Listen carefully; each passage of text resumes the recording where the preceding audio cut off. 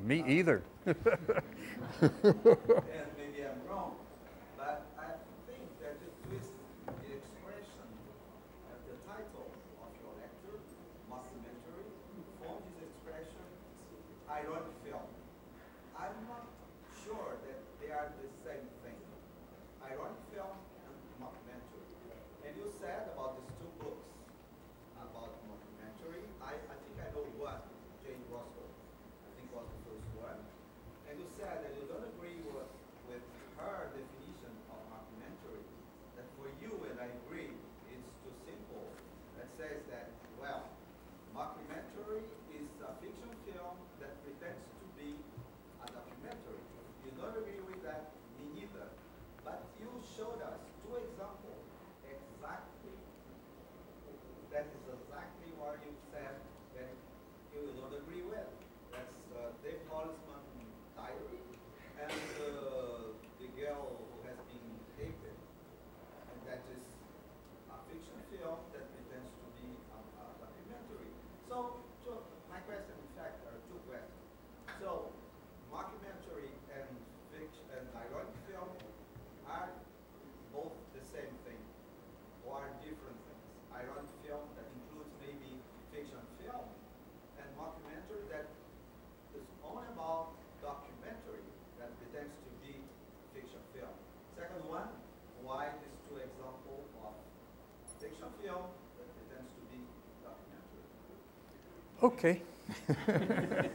Yeah. I think you understood what I was trying to say, actually. I'm not sure I do, though, but to me, the idea of the ironic film is larger than the mockumentary. So for me, mockumentary, as they define it, is one kind of irony. It's one kind of irony. So I can include it and look at films that are, I mean, we call it fiction. I'm going to come back to that because I'm not sure it's truly only fiction. But we call it a fiction, like David Holtzman, because it's scripted and acted. But to me, it's still ironic. Just like Land Without Bread, which I would not call a fiction, but I think they're both ironic. The book you refer to has ways of arguing that War of the Worlds and Land Without Bread and other films are precursors. They're not really the ones they want to talk about. And I think that's, well, to be simple, I just think it's more interesting to try to include them under irony. I have a quote from that book, the one you refer to, Faking It. They say, reflexive documentaries are constructed from images with a direct relation to the real. That's reflexive documentaries, which are, you could think of as maybe mockumentary. They say, no, those are documentaries with images of the real. Mock documentaries' content is purely fictional. Mock documentaries operate from outside the documentary genre. That's where I disagree.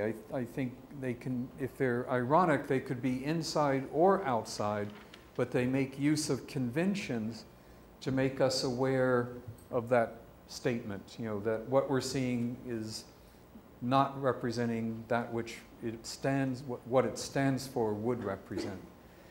The reason I hesitate to say that David Holtzman or No Lies is a fiction is that, yes, in one way, they're staged and scripted and acted and directed like fiction. But when you look at early documentary, many of those are too. Nanook. There's a film that's not well known, but it's called The Forgotten Village, which is set in Mexico. It was written by John Steinbeck. It used actors, including a non-actor, to play the role of a little boy in the village, but he was brought to the location to play the role of the little boy. It was directed by a Hollywood director. I forget the name. There's a book called The Forgotten Village 2, which is about this film. And it's not that unusual. Many of the British documentaries, Cavalcanti's Coalface, for example, is set in coal mines about coal workers, but the scenes underground are staged and acted with non-actors, but they're performing as the cameraman and Cavalcanti direct them. So I think that idea that fiction is when you act, script, and direct, and documentary is when you don't, is true of some documentaries, particularly after 1960, when you get films like Don't Look Back, where you just observe and record what happens, and you don't set up, plan, script, or stage anything. But in the early days, when documentary was not such a clear-cut category, the difference between a documentary and an avant-garde film and a fiction film, I think, was less clear. So I think in one way, the book that says, you know, mockumentaries are fictions that pretend to be documentary is too easy, because the thing that really interests me is when we're confused. And if you just say mockumentaries are really fictions, then it feels like you shouldn't be confused. It's just a fiction. Spinal Tap's just a fiction. And there's a truth to that when you know what you think it is, but more interesting to me is when you don't know for sure and you're trying to figure it out. Then these categories, the thing irony does is it makes us insecure about the very categories, the frames we put things in.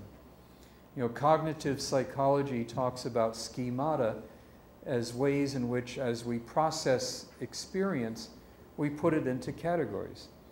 And that's what we do most of the time. But sometimes things get confused. And that's where irony, I think, works to confuse, like, who am I? You know, that question.